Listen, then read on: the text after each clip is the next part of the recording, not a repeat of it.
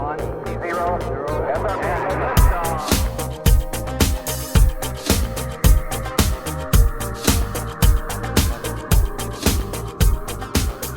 guys, welcome to another episode of Filter. On this show, we recognize that the world can be a confusing place to live in. And so what I seek to do on this show is to equip you to live with biblical clarity in our confusing world so that you can face the chaos of life with wisdom, integrity, and courage. On today's episode, I'm glad to be welcoming back Andy Bannister. Andy is a highly in-demand speaker, writer, and broadcaster. Based in the United Kingdom, he's the director of the Solus Center for Public Christianity and Evangelism and Training Ministry. He is an adjunct professor at Wycliffe College, University of Toronto, and an adjunct research fellow at Melbourne School of Theology in Australia. In all that he does, Andy is passionate about getting the gospel out of the four walls of the church and equipping Christians to share their faith in their communities. Andy is married to Astrid, and they have two children, Catriona and Christopher. They live in England. Did I pronounce your daughter's name right? You know, we deliberately named her Aaron just to trip up Americans, so that's a very, very good go. She's actually, you did what a lot of Americans do and go for pronouncing every vowel. She's actually got lots of silent vowels. She's Katrina as in the hurricane. Katrina. It's the Scottish spelling of Katrina. And Okay. she's got a lot of vowels in there. So no, you valiant attempt. Yeah, man, I should have asked you before we started recording. You know, it's funny, I saw you reading the bio from the book. I thought, now this will be fun. Is he going to... Some people have a go at it. Some people just scoot right over it and go, he's got two children. So, And he has... Yeah, great. So, Katrina. Beautiful. Katrina. Okay, awesome. Well, yeah, Andy, it's great to have you back on the show. We were just talking... the last time we had you on was 2 years ago. It's crazy to think that was 2 years ago. Time's flown by. We talked about actually. That's where's that time gone? That was the middle. That was the middle of the pandemic, wasn't it? We were all still podcasting in face masks or something. yeah. That's why it's hard to remember. That whole period of life has been memory hold. It's like Groundhog Day, isn't it? Yeah. So we had you on about 2 years ago, and we talked about your last book, which was on do Christians and Muslims worship the same God?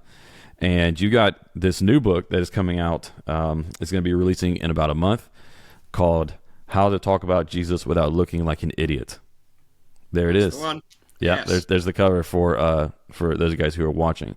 So I mean, that title is promising a lot, because some of us, just saying, Andy, promising that to me, that's a big promise. Yes, so. Right. Tell me how do you back up that promise in this book? Back up the promise. Well, the first thing I should say, by the way, particularly because you mentioned my daughter the other day said, "Dad, why is it that you specialise in writing books that really just have one-word answers? So, do Christians and Muslims worship the same God? No. How to talk about Jesus without looking like an idiot? Don't." That would be her take. So, so the big idea, I think, behind this book, Aaron, came from, and the first chapter in this book tells the story of my first career. My first 6 years of my working life, working for a hospital here in the UK, and outside of work I was very active in my church, very much a committed Christian, very involved in all kinds of things, but inside work I hid my faith away. I didn't talk about my faith. I did everything I could to avoid being outed as a Christian, because I was afraid of what would happen if people found out I was a Christian and I had nothing to say. So really this book grows out of wanting to write the book that I could give to my 25-year-old self if I had a time machine and go, dude, you need to read this. Because since then I've met tens of thousands of Christians whose story is similar. And there's no silver bullet. I wish there were a silver bullet going, this is the one thing to do. But if I was going to reduce it to one thing, two things. If I was going to reduce it to two things, I would say learn to listen well and learn to ask good questions. There's a vast amount more in the book. But I think often what goes wrong in evangelism is we think we have to memorize all of this content, all of this theology and arguments and all this other stuff, and be able to summarize the gospel in 45 seconds, complete with footnotes while standing on the head of a pin upside down. And unless we can dump all of that onto our friends, we're not going to succeed. But it's interesting when you look into that, when you look in the Gospels, and you look especially at Jesus, who really should be our template, time and time again, he took the time, he slowed down, he engaged with people where he found them, and he asked great questions. And I think if we can learn from that, that leads to good conversations. And if we can just learn to talk more naturally with friends, neighbours and colleagues, and create conversational space in which we can then talk naturally about our faith, I think the Holy Spirit can do amazing things. So there's a lot of stuff in there, a lot of very practical stuff. But if you force me to reduce it to 2 words, listen and ask questions. That's 3 words actually. But okay. Yeah, that's good, and obviously very complimentary. Your good questions aren't going to be worth much if you don't listen well, and you got to listen well in order to ask good questions. So it makes sense. Yeah, and I think that a lot of people, whenever it comes to evangelism, really, how should we put it, either miss the mark or could greatly improve, because either on the one hand, like you said, they freeze up or they just evade any kind of evangelistic gospel conversation because they're afraid of getting into it completely, so they just hide. Or on the other hand, I think sometimes you have people who, with all the best intentions, just kind of overload the person. They do way too much talking. They just start spitting out everything that they love about Jesus and that they've learned about the gospel and that they've read in books and so on. And like I said, with the best of intentions, but then the person who's sitting there just it's too much. They don't really feel like they're heard, and so in the end, it's not that effective. And so, yeah, I love that. I think that's the big things that I've learned with evangelism is it's just asking good questions and listening. It comes down to doing something as simple as being interested in the person that you're talking to. Yeah, and that, by the way, is a great starting point, because I think many people don't know where to start in terms of evangelism, or start in terms of perhaps improving their skills when it comes to evangelism, because it's worth thinking about evangelism as a skill. Just like anything, we can learn to get better at it. The more we read the scriptures, the easier we find Bible study. The more we pray, the easier we find that. The more if we preach, the easier we find that. And evangelism, the more you do it, the easier you find it. And one way, I think, Aaron, of improving our skills there is, just to learn to take an interest in people. And one of the examples I give in the book is, look, if you're really a nervous individual and don't know really how to start talking about your faith, start just with the exercise of taking an interest in people's lives and family and everything else that's going on. So, for example, if you are someone who occasionally finds yourself in an Uber, make it your job, in the 20-minute ride wherever you're going, find out about your driver. Do they drive full-time? What do they do the rest of the time? Have they got a family? Have they got friends? What do they do? Take an interest in them, and they'll probably take an interest in you, and that makes it easier to find openings for the gospel. Or equally, look for those people in your life that you intersect with regularly, but don't take an interest in. Maybe the mailman who delivers your mail in the morning. You've seen the guy for months, but you've never actually stopped and slowed down. If you pop into a local store to pick up a pint of milk or a newspaper or something, take an interest. Talk to the person behind the counter. Make it part of your ministry, just to take that interest in people, and then be praying for the people that you bump into. Because the more we take an interest, the more we take an interest in others' lives, it's far more likely that, as I say, firstly, they're going to take an interest in yours, and then secondly, the Holy Spirit's going to give you a nudge because they've just said something that there's a very obvious piece of low-hanging fruit off. One really good, really low-key example, if you're chatting away with someone, you've got to know someone, a colleague, or someone at the store you see regularly, and they mention something's going on in their life, they're a bit stressed today because their mother-in-law's ill or something, take the plunge and say, hey, would it be okay, would you mind if I prayed for them? Offer to pray. And you'd be amazed how often something as straightforward as that can start gospel conversations. So you take an interest. There's a whole lot more you can learn to do as well. There's certainly a place for theology and apologetics and argument and more sophisticated stuff. But I think that comes secondarily. I think if we learn to be people who take an interest, that people like hanging out with us because we obviously care and are interested in them, there will be so many more opportunities to just talk naturally in everyday conversations about Jesus. Yeah, that's so good.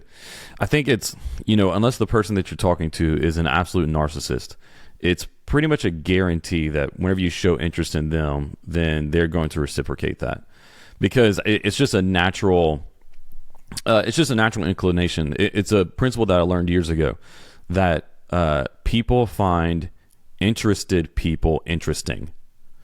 So whenever you show interest, then they're more curious about you. It's just something that happens naturally. And so it's a really powerful tool, like you said. Another good thing about that is that if all you do is spend your time, like you said, reading theology or apologetics books, you build up these paper men in your mind that aren't really flesh and bone embodied people with a variety of beliefs, contradictory or complementary. And instead you just have this idea, like this system of thought. And so sometimes you'll enter into a conversation ready with all these responses and points for a person that, maybe only holds half of them, because their actual worldview is very much a mix. And like I said, possibly even incoherently a mix of different positions and, beliefs and so on. But if you had to identify some of the fears that hold people back from sharing their faith, what fears could you identify? Yeah, well, again, thinking back to my own story, Aaron, and to go, if I look at the fears that I had, and then in talking to others, I've realised I was not alone by a long way. So I think the first one is the one really that we put on the cover of the book. It's the fear of looking like an idiot. Basic human psychology 101 is we want to be liked. And we want people to like us. We want people to be drawn to us and not find us irritating. And I think there's a fear that if we talk about Jesus at work, at school, among our unchurched friends, then we're going to look stupid. We're going to say something that's going to just cause us to be a social outcast. So that's fear number one. Perhaps the related fear to that is fear of making God look bad. That was one I think I had in the workplace. Well, what if I say something so crass that actually it does damage? What if I literally do damage to the gospel because I say something, I make a hash of it, and the person goes away thinking badly of the gospel because of something I've said? So I remember as a younger Christian thinking, well, maybe the best thing to do is say nothing and just leave it to people who are more experienced. I think a third fear is similar to that more experienced piece of thinking, well, maybe evangelism's not for me. There's a praise the Lord. God has given us Billy Graham and C.S. Lewis and Tim Keller, who died the other week, Rebecca McLaughlin. The list goes on. Isn't it great that God's given these men and women who are gifted? I'm not gifted. I'll let them do it. Perhaps my job is, I don't know, stacking the chairs after the church service. There's that fear. And then a couple more I'd add in there. I think for those of us in the workplace, there can be fear of standing out. Workplaces and actually universities can be very conformist places, increasingly so these days. And so there can be that fear of, well, if I stand out as a Christian, I'm going to look different. And then I'm a target, right, for all kinds of things. And lastly, last one I would throw in there, fear of being asked a question I can't answer. What if I talk about my faith? I out myself as a Christian and somebody says, well, what about? And I get thrown an objection about science or suffering or sex or even a topic that doesn't begin with letter S. What do I do? And that fear shut me down. So I think those are 4 or 5 of the common fears. I throw a few more there in the book. And one thing I would say right away, by the way, but if people listening to this, if you are someone listening to this who is nervous about evangelism and do find these things a bit intimidating, a great exercise is to sit down and just pray through and reflect through. Do it with a friend if it would help you. Work out what those fears are. Don't just say, I'm afraid of sharing my faith. That's too broad. Try and figure out what the exact fear is or fears are. Because when we name our fears, then we can start processing them, addressing them, praying around them, thinking, okay, what might help here? So being specific can be really helpful. Yeah, that's really good. One of the fears that you mentioned is one that I've heard very often as a pastor whenever I'm talking to people about evangelism or they're asking me for advice. One of that one being that, I just don't feel like I'm gifted in evangelism. I'm happy to help with hospitality or feeding the homeless or something else like that. But just talking to people about Christianity, faith, these heavy topics, I just don't think it's for me. And I always try to, on the one hand, not burden them with something that is too heavy for them to carry and say, oh, well, it's too bad. You got to be an evangelist anyway. But then still challenge them to get outside their comfort zone and think about some creative ways and some outside the box ways that they can start sharing their faith. So for that fear in particular, I'm interested to hear how do you typically counsel people and help them? Because that'll help me whenever I'm talking to people. Well, not dissimilar to you, Aaron. So encouraging to hear you do some similar things, but start where you began there. I think one reason people get hung up is they have a particular model of evangelism in their mind. So I remember when I threw the Billy Graham's name in earlier, and I talk about that in the book. When I was, I think, 17, 18, Billy Graham came to the UK and I went and heard him preach. And actually, I found that quite disempowering because, on the one hand, I was hugely encouraged that God used the guy, but then I came away thinking, well, the evangelism therefore looks like the ability to stand on a stage and preach and see thousands come to Christ. I couldn't make any connection between that and my workplace. So the first thing to do is help people think about what do we, are there different ways of evangelism? Does it need to look like that, or can it look like other things? You mentioned hospitality there. That, I think, is a really untapped area for evangelism. If somebody's got the gift of hospitality, we'll say, what about maybe evangelism for you looks like? What about if once a month you invite a different neighbour, a different friend who's not a Christian around for a meal, and just learn to chat naturally, take an interest like we've talked about in their lives, learn some of the sort of things I teach in the book about how you can start spiritual conversations really gently, but do it in the context of a meal. We're not expecting you to go and stand on the street corner or do door-to-door evangelism. That's not you. That gift of hospitality, which is a gift, God can use. Because the big thing for me, Aaron, that I always want to say to people is, look, some people clearly have the specific calling to be evangelists. They are naturally gifted, whether they're on a stage or, I've got a couple of friends who literally just have to talk to somebody for 30 seconds and they seem to become Christians. They're just so gifted, it's painful for the rest of us to watch. We thank God for them, but we're also like, man. But then, on the other hand, all of us are called to be faithful witnesses in the place that God has called us. The Bible doesn't know about the category non-evangelizing Christian. That's not a category that exists. Yes, God recognises we are all wired differently, but all of us are called to share our faith and bear faithful witness to who Jesus is and to his lordship and what he's done for us. But I think the hang-up for people is the way and the method and the style. And so one thing I always say to pastors, and I'm sure you've figured this out for yourself, is, help people see lots of different models.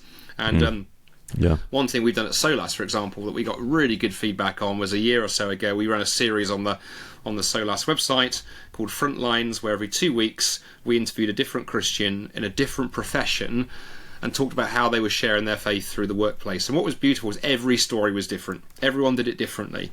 And we got great feedback from those who come to our website, that it was so valuable because we were drumming home that message of, you don't need to be like this person, you could be like this person or this person. Somewhere in these 30 interviews there will be somebody who is more similar to your style, and then learn from them. That's great, and I'm glad to hear that. I think that I'm on the right track with my advice, because I tend to say the similar things. Because some people are gifted at gathering people and making people feel comforted, comfort, loved, welcomed, appreciated. And so if you have that gift, then match that gift up with a friend who's naturally better at having those conversations and create the opportunities for them to rub shoulders and get to know each other and so on. Andy, I know that you're a talented guy and you have done a lot in your time, but I was surprised to learn that you've done stand-up comedy. Yeah, not for long, but so perhaps not talented might not be the right word, but yeah, my first foray into public speaking was in my late teens, early 20s, when I a combination of stand-up comedy, a little bit of magic and conjuring, and some circus skills. I hung around with people who are into this stuff, and I tried some of this. I would particularly, I think that was a great learning experience. And actually, to this day, Aaron, when I'm teaching communication, when I'm teaching, pastors or other Christian speakers, one of the things I will often say is, don't just listen to preachers. Sure, go and listen to another Tim Keller sermon. The guy was incredible, but go and watch some stand-up comedy. Go and watch, Robin Williams or Penn and Teller, or people who are as far from the Christian faith as it's possible to be, but watch how they communicate. How do they engage a crowd? How do they tell a story? Mm-hmm.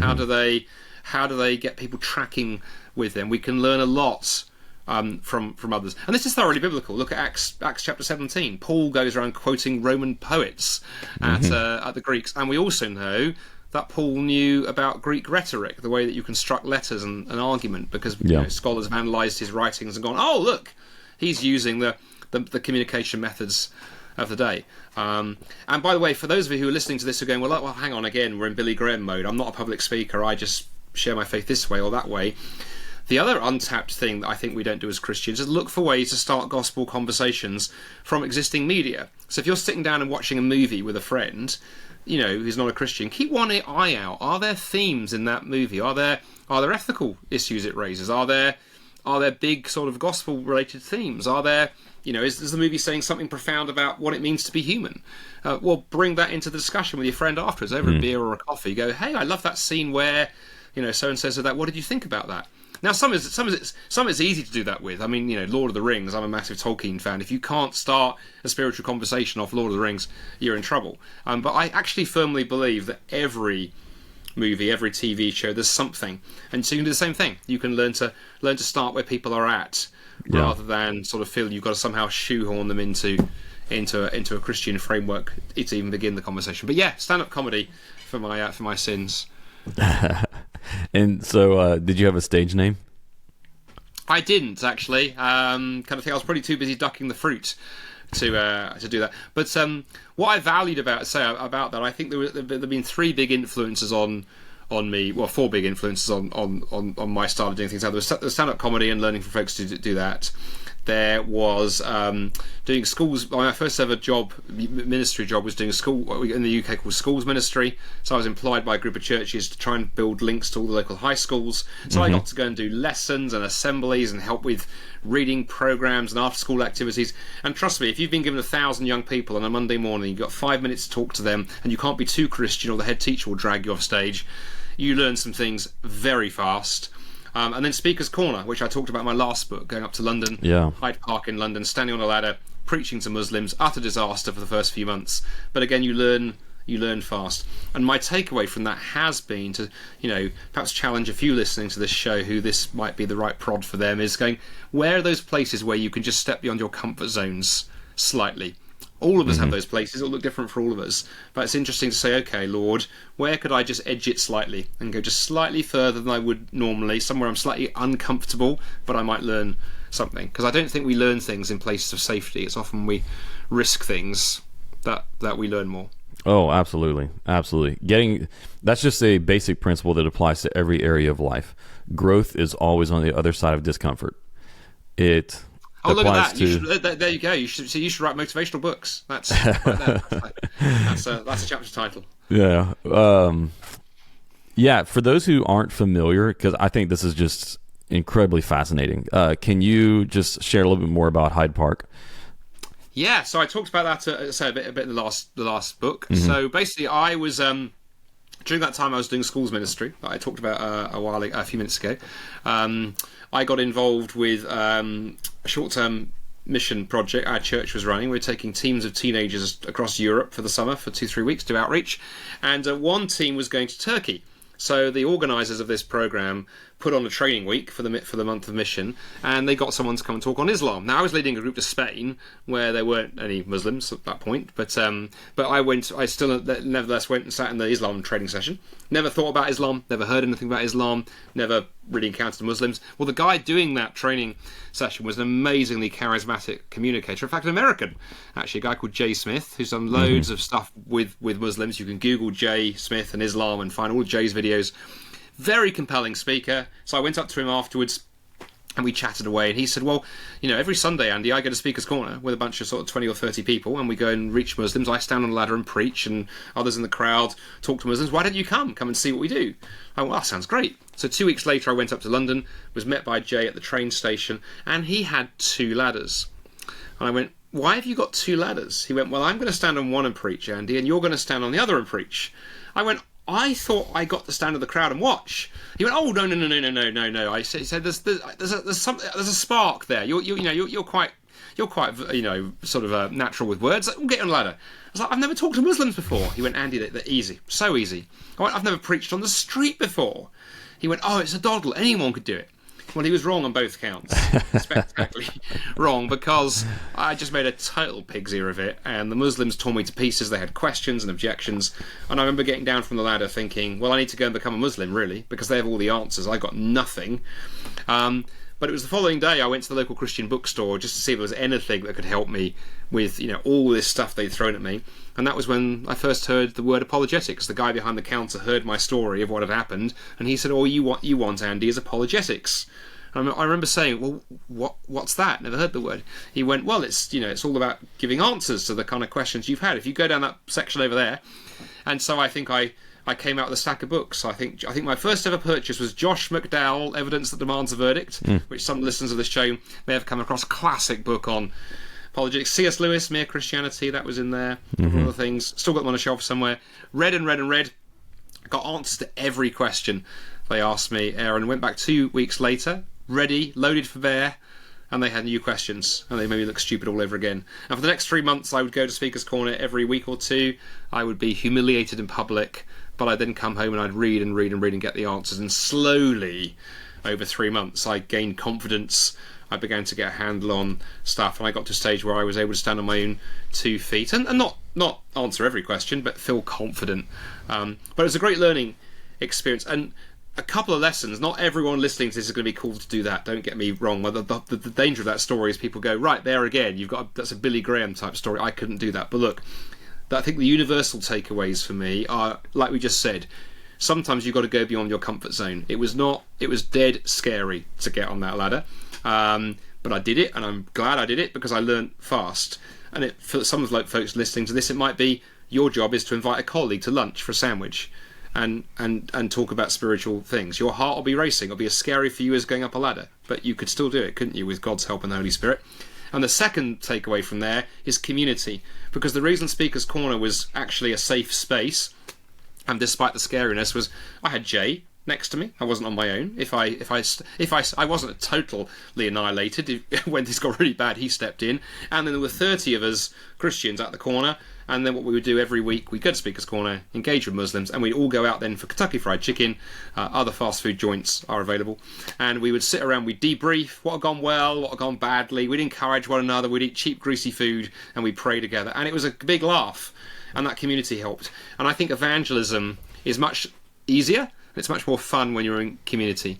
So try and think about when you're reaching friends, neighbours, colleagues. Don't do it on your own. If you've got another Christian in your workplace, buddy up together. If you haven't got another Christian in the workplace, then what about finding a friend at church who you can meet up with for a coffee once a month and talk about how it's gone and share stories and pray for one another and encourage one another. And in churches too, let's be ensuring we don't expect people to be lone rangers in evangelism. How do we put people together into community where they be praying for each other, supporting one another, and then even if the conversation went really terribly, that in a few days' time you get to hang out with your mates and share your sorrows, and they'll pat you on the back and buy you another beer, and you'll be able to debrief together. And so those lessons are universal, whether you're standing on a ladder or you're talking about your faith on campus. Yeah. So your sequel book to this one will be How to Share Jesus Without Being a Pig's Ear. Did I pick up that expression right? Yeah, do you have that expression over there? We don't.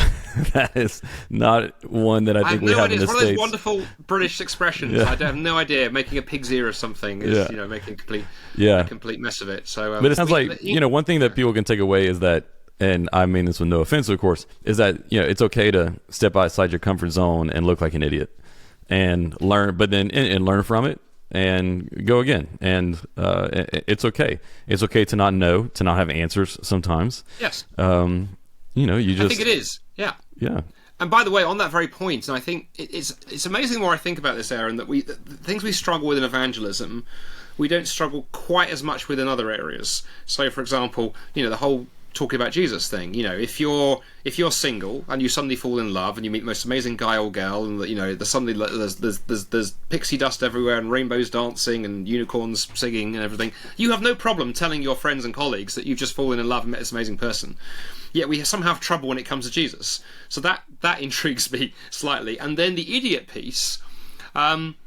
Whenever you start a new activity or a new sport, I use the analogy in the book of rock climbing. That's been a sport I've dabbled with on and off over the years. I'm pretty useless at it, but I know enough to have fun and be safe and so forth. But boy, when I started that, I looked like an idiot. I didn't know how to put a harness on. I didn't know how to tie a knot. I didn't know how to belay. Look like a total doofus. But you know what? It's okay, because I went with friends and knew what they were doing. I hired a couple of sessions with the rock climbing instructor, and whenever I'm on the climbing wall, I always make sure I know who's got the end of the rope. And I think in evangelism, being prepared to perhaps look a little foolish as we learn, but also remembering that the end of the rope is held by Jesus. Mm-hmm. We do not do evangelism on our own. We should be doing it in community, but we certainly don't do it without the Holy Spirit and Christ going before us. Evangelism is not some game where we try and manipulate our friends into such a way that psychologically we defeat them and they say yes to Christianity. Mm. It's really the privilege of introducing to people Jesus. Yeah. He's the one who's got the end of the rope. He's the one who holds us up. And if we realise that our job is to just bear faithful, consistent witness to him in the places he's put us, and then trust him to work through us, then if the results are amazing, fantastic. But if not, that's okay. We've still been faithful, and he hasn't chosen to do his thing at that moment. Yeah. I think it's a great test in humility, because Yes. humility is so necessary in order to be able to take that risk and to be willing to put yourself in a position where you might be asked a question that you don't know the answer, or you might misstate something, have to correct yourself, all the things that happen, in evangelism for everybody. It takes humility, because if you are too insecure and your self-image, your pride is too sensitive, then it's going to produce a fear that holds you back from ever stepping outside that comfort zone. And just an interesting observation, that if you found this over the years, I have seen, both in my own experience and watching others, sometimes you get surprisingly more fruit when someone doesn't know the answer and is willing to admit they don't know the answer than when you're a gifted apologist who knows all the answers. Because the danger is with the latter, for those of us who've read a lot and thought a lot, someone asks us a question, we leap straight into Bible answer mode, and we miss that there's something else going on. I've got an old friend of mine who's a former Buddhist monk, and has got one of the most amazing testimonies, because his conversion came through, he spent some time at L'Abri when Francis Schaeffer was there in Switzerland, and he went for some weeks, and he would turn up at the Q&A sessions that Francis had every night, and Ellis would try and ask the most difficult question he possibly could just to try and trip Schaeffer up. And, this went on for some weeks. And then finally one night he came up with a question he thought not even Schaeffer could answer. And he asked Francis Schaeffer, when they're surrounded by 30 or 40 other students, they're all listening, and my friends asked this question. He says, okay, Dr. Schaeffer, tell me, why God? It's a very Buddhist question, that. Why God? And Ellis said, Schaeffer thought about it. About 5-10 minutes, puffed on his pipe, stared into the fire, thought long and hard, and then finally looks him in the eye and goes, Ellis, I don't know. I know that he is, but I can't answer why. And Ellis said, that answer broke me. And he gave his life to Christ 2 or 3 days later. He said, it broke me because there was a humility. Francis was willing to, in front of 30 students, say, I don't know. He said, it broke me because he took my question seriously. I was a stupid young man just showing off, but Dr. Schaeffer, he said, took me seriously. He thought about the question really hard. And then, he was willing to say, I don't know. And he said, I suddenly realised it wasn't a game for him. That was the moment I was like, this is not a game, this is real. And so sometimes, who knows, actually saying, I don't know, that's a really good question, I don't know the answer. I'll think about it for you, and I'll go and talk to perhaps older, wiser Christians if it really matters to you. But right now, right here, I don't know the answer. I know who Jesus is, I know I can trust him, I know he hasn't let me down, but I can't answer that particular question at this moment. Wow. Yeah, and that reminds me of a time that there's a friend of mine who we would regularly engage in discussions and debates at the coffee shop that we went to. And so just every time we run into each other there, we'd sit next to each other and eventually start having some kind of conversation. And there was one time that he had and I can't remember exactly what it was about, but he had some kind of objection or problem with the Bible that he brought up. He was explaining it to me, and it was one of those moments where it was an I don't know moment. And so I told him, I was like, I don't know what you're talking about. Never heard of this. Let's look it up. We're at a coffee shop. We both had our computers open. And so, right there with him, I Googled it and read a little bit and I said, oh, okay, look, here's an answer. And that, I think that was the only time that he said, oh, I was wrong about that. Interesting. Because otherwise he was difficult to get to change. But that was the only time that I remember very clearly, distinctly. He said, "Oh, okay, I was wrong about that." It was, all because I said I don't know, and we had to look it up. I want to go back to the topic of asking good questions, because I think that one is so crucial and one that people overlook. You mentioned also that Jesus utilized this strategy of asking good questions with people. So can you go into that, how Jesus did it and how we can do that in asking good questions? Yeah, so a good example, I use in the book, I've got a whole chapter where we look at a series of examples of dialogues that Jesus had with questions at the centre of them. One I've used for years, actually, that I found fascinating when I first noticed this, is the very well-known story of Jesus and the rich young ruler. So the story of the young man who comes to Jesus and says, "Good teacher, what must I do to inherit eternal life?" And if you remember, Jesus says to him, "Why do you call me good? Only God is good." And if you think about it, that's a really odd response, isn't it? Because none of us would use that response. If this podcast got interrupted by someone knocking on the door, and you went and opened your door, and it was your next door neighbour, and your neighbour says to you, "Good Christian, what must I do to inherit eternal life?" You might say, "I'll see you later, I've got a podcast going on," but you probably wouldn't use that Jesus answer. So why does Jesus not just say, "I'm the Son of God, follow me," or something along those lines? Why all this business about why do you call me good? Only God is good. And then you stop and think about it for a moment and say, well, hang on a minute. It's interesting that if you were to grab, even today, your typical non-Christian friend, to think of a neighbour, a friend, a classmate, a colleague, someone in your life who's not a Christian, and you were to say to them, look, grant me a couple of things, just for the sake of argument. Grant me that God exists. I know you don't believe that, but just pretend for a moment. And then secondly, grant me that there's a heaven. Again, I know you don't believe in heaven, but just for a moment, pretend. So there's a God, there's a heaven. What do you need to do? What would you think you would need to do to get there, if there were a God and if there were a heaven? And of course, the interesting thing is you ask people that question, Aaron, and the most common answer is the good person answer. Most people plump for, well, I suppose if there is a God and if there were an afterlife, as long as I live a decent life, I've lived a decent sort of life, I haven't murdered anybody, then I'll be okay. And that's what the young man is saying to Jesus. He's saying, well, you look like a good person if you're a famous rabbi and obviously big following. Clearly you're a good moral guy, so you're clearly going to heaven. So how do I get there? So Jesus has to untangle all of that. And he does it not with a lecture, a sermon, a parable, or a pithy saying. He does it with a question. When he says to the young man, "Why do you call me good? Only God is good," it's a very clever question because he's basically affirming the young man's starting point. He's saying, well, if all good people go to heaven, sure, that's fine. Who is good? Only God. So who gets to go to heaven? I'm afraid only God gets to go. And your application to join the Trinity has been turned down this morning.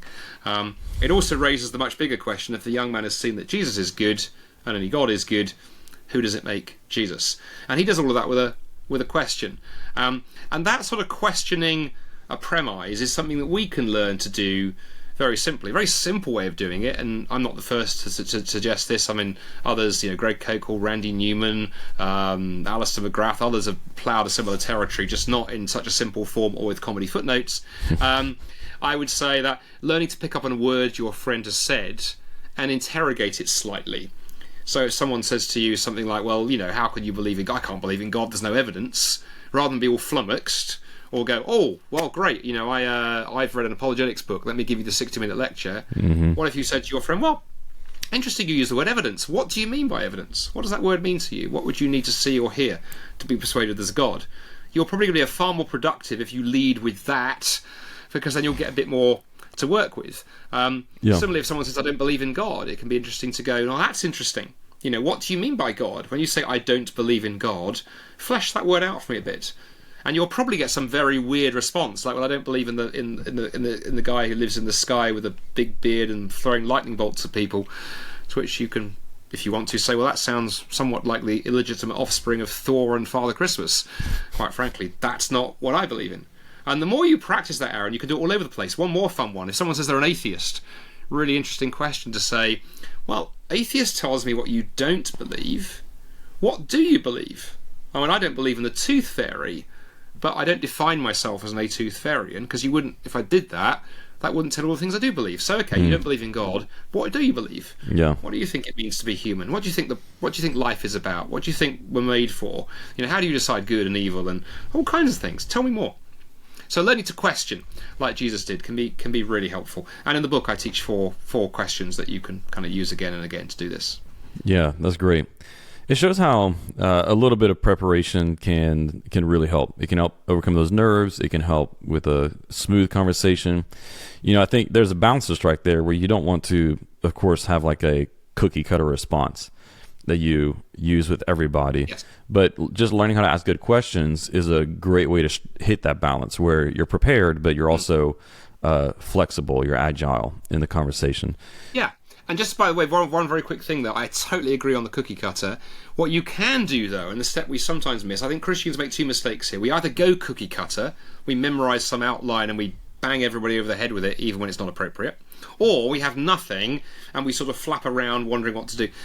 The alternative is in your head, have a bit of a structure that you want to work through, but be flexible about how you do that. So actually, the previous book, I taught 4 questions. There's something about me and 4 questions. Actually. I taught these questions that you don't use them exactly, but to try and get to them in a conversation. Do you believe in God? And if so, what is God like? What do you think it means to be human? What's a human being? What do you think's gone wrong with the world? And what do you think the solution is? Now, don't woodenly parrot those, but in a conversation in your mind I would love to, with the person I'm talking to, explore those areas. And just having that framework there behind the scenes can be helpful. Yeah. So whenever we're having conversations with people and asking questions, showing interest, how do we eventually get to putting Jesus at the center of that conversation? Because I think that can feel like a really awkward task for some people. But if we're going to do evangelism, then Jesus has got to come into the picture. So how do we keep Jesus at the center in the conversation? Great question, and you're right. If you're not careful, if you don't keep Jesus at the center, I think a couple of things can happen.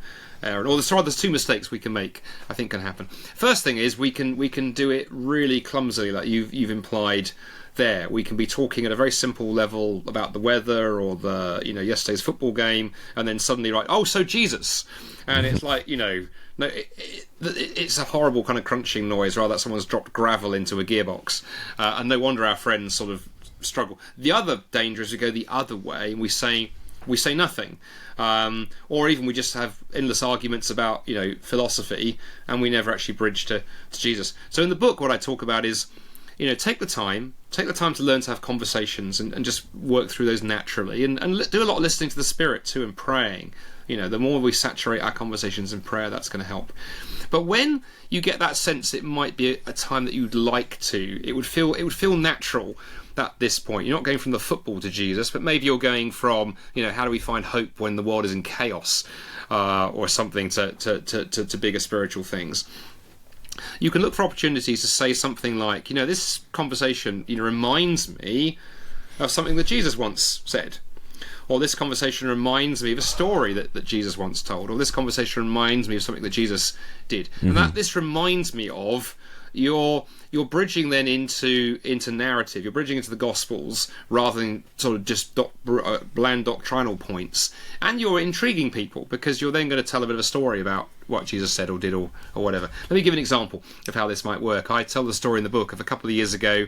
A friend and I were chatting with a university student we'd met on a campus somewhere, who actually mentioned, actually sort of led early on in the conversation with, that she found Jesus quite intriguing, which was a great start, actually. But then very quickly came the stinger, but how can I take Christianity seriously when so many of your leaders have failed spectacularly? The media seems full of stories of Christian leaders who've abused their position for power, sex, money or whatever.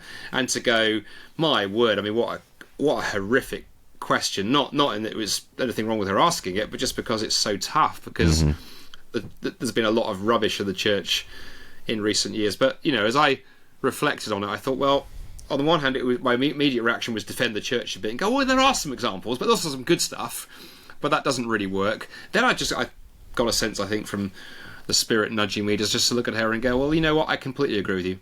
I totally agree with you. I'm not going to push back at all. I agree with you. There's a load of rubbish out there, and it completely distresses me, and I find it utterly abhorrent because it's so antithetical to the way that Jesus behaved. It's Jesus is the standard by which we should judge the church, and you're dead right. And I said, your question actually reminds me of the story of when Jesus washed his disciples' feet. Do you know that story? And she said, well, no, I don't know that story. And then my colleague went, well, have you got a couple of minutes? Would you mind if we cracked open a Bible and took a look? And she's like, no, yeah, I'd love to. So my colleague popped open the Bible, read that story, and we had this great discussion around what servant leadership looked like and how countercultural this was for a Jewish rabbi with authority and respectability to be doing this. And then that led very naturally to another bridge where we were able to say, well, and the other thing this reminds me of in terms of Jesus and servant leadership is, of course, it obviously reminds us, or should remind us, of what he did at the end of his life when he died there on the cross. Here was someone with ultimate power, but rather than use that to victimize others, he became a victim. And I was able to say any Christian leader who doesn't at least remind you in some way of what Jesus did and carried on probably doesn't deserve the title Christian. But judge them by the standard of Jesus, and hold them to account on that. And we were able to give her a gospel, and she took it away. So that was a really good example for me of how sometimes this isn't right in every conversation. Again, we're not teaching people wooden tools where every time you should do this. Yeah. But if we are attuned for looking for ways when it might be a natural way, that this reminds me of a way of doing it. And I think the other reason that works, by the way, Aaron, is that sometimes our non-Christian friends get a bit suspicious when Christians give the impression that we're trying to correct them. When we're like, okay, your problem is you need to know about Jesus. Let me give you this answer. That can cause defences to come up. In the same way, if someone who was a Muslim tried it onto us. But if you go, this reminds me of, you're inviting them in. You're inviting them to take a look. Come and see. Like Philip says to Nathaniel in John chapter 1, come and see if this is the Messiah that we found. I'm not going to give you an argument, but hey, come and take a look. Yeah, that's good. And I think that it, because to someone on the outside who's not a Christian, then they look at Christianity and Christians, the church, as a group that they're not in, or worse, a cult or something else. And so for those kind of questions where they're pointing out hypocrisy in the church or something else, it's good to not immediately try to defend that objection, because to a lot of people who aren't Christians, our evangelism efforts can just, at the beginning, to them feel like an effort to get them to join our group. Yeah. When what we're really trying to do is introduce them to Jesus and have them enter into a relationship with Jesus. And then joining the kingdom and becoming a part of the church comes after that. It's connected to it. You can't separate them. But primarily, it's about introducing them to Jesus, not just getting them to join our club. So what would you hope is someone's main takeaway after listening to this conversation today before they go buy the book? Yes, obviously, buy the book, or ideally buy a barrow load of books and give them to all of their friends. That'd be very exciting. No, I think, for me, Aaron, I hope the takeaway for people listening to this and then obviously hopefully in time reading the book would be a sense of going, I can do this. God can use me. Because I think so many folks in the church don't share their faith because they're afraid. And I get excited about, hey, what would it look like if even half the Christians in church on Sunday felt more empowered to talk about Jesus naturally with friends, neighbours and colleagues? It would be amazing. Because I don't know the numbers for the US, but there was a big survey done here recently in the UK, I think like last year, called the Talking Jesus Survey. And it looked at both Christians and non-Christians. And one of the things it found, which boggles my mind, is that more non-Christians were open to having conversations about faith than Christians were willing to have them. So it was something like 1 in 3, even higher than that, people were very open to having conversations about faith if it was done respectfully and they were listened to. Yet I think something like only 1 in 20 Christians regularly said they talked about their faith with their friends, neighbours and colleagues. Wow. So that really staggered me. And I suspect something similar is probably the case, because our cultures are not dissimilar. That while the number of people identifying as no religion is rising, that's not transferring into, vast amounts of virulent atheists running around the place. It's transferring to a lot of people who are suspicious about the church, but are looking for something spiritually. Yeah. And I love the way you described it there a moment ago. If we can help people see we're not trying to win people to our tribe, we're trying to introduce people to Christ, and then if they follow him, then they'll get plugged into a church. And we're relaxed. If that's our church, great. If it's the church down the road, don't care. We want to see them following Christ, and then everything that flows from that. So I think there's an openness there. And so I think we're in this strange time in culture where there's a great spiritual openness, but there's a greater reticence by many Christians to talk about Jesus naturally. So my hope would be that something of what we said this afternoon, or as they read the book, would encourage them. And then the last thing I'd say, by the way, is this is a great book to get into the hands of young people, because I think evangelism starts young. I wish I'd had more people helping me with evangelism when I was like 13, 14, 15. Often in the church we can think, well, you couldn't possibly start engaging and sharing your faith until you're 20, 25, 30, 35, and going, quite frankly, we need to be helping young people in our church who are 10, 11, 12, 13, teenagers, figure out how do they naturally have conversations about faith. And the conversational route is such a great way to go, because anyone can learn to do that, whether they are 12 years old or 82 years old. Yeah, that's great. Well, I'm really excited that you wrote the book, and I hope that people listening to this podcast and watching on YouTube will go and get a copy. I didn't mention before that I've read a lot of apologetics and evangelism books, and particularly with evangelism books, I'm very picky. But this one, I give a hearty endorsement. So you guys go get it. This one is absolutely worth it.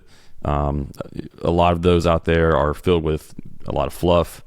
Not all that helpful, but this one is absolutely, it has substance, it's helpful, and so I highly recommend you guys getting this one. So once again, the book is called How to Talk About Jesus Without Looking Like an Idiot, or does that sound, Without Looking Like an Idiot. I'll have it linked in the show notes below so that you guys can go get a copy. Before we go, Andy, do you want to tell people how they can continue following your work?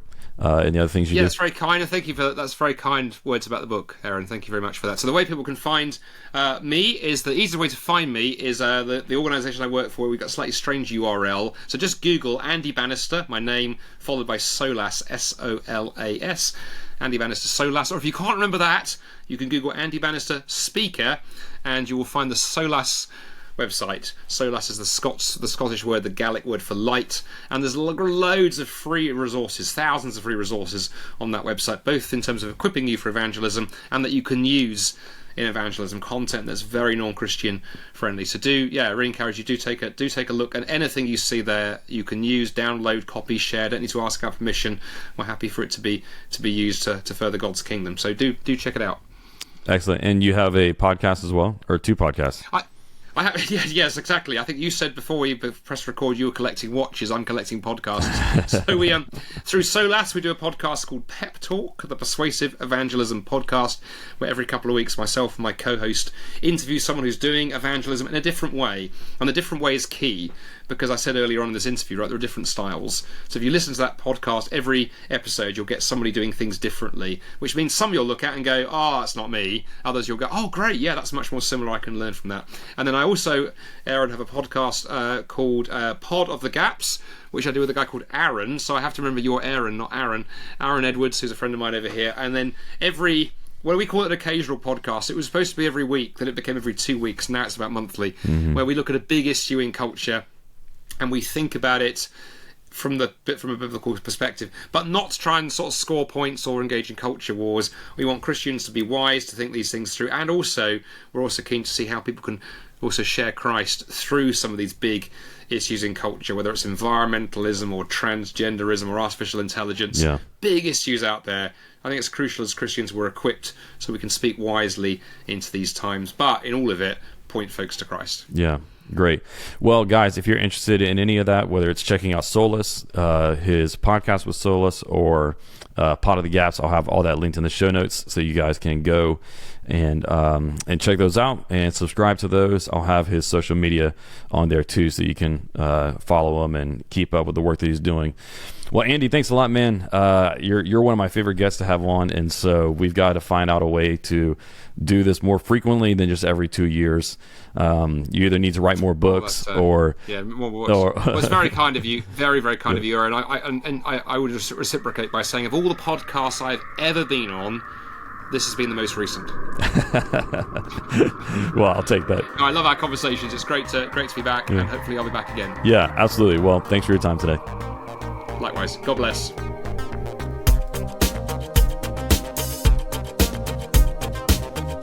Thanks for listening. I hope this episode provided you with biblical clarity to live with confidence in our confusing world. If you enjoyed this episode and you'd like to help support the podcast, please share it with others, post about it on social media, or leave a rating and review. To catch up the latest from me, you can go to my website, aaronchamp.com. While you're there, subscribe to my newsletter so that you can be updated anytime I share new content. You can also follow me on Facebook, Instagram, and Twitter at Aaron M. Champ. Thanks again, and I'll see you next time. Until then, hold fast to the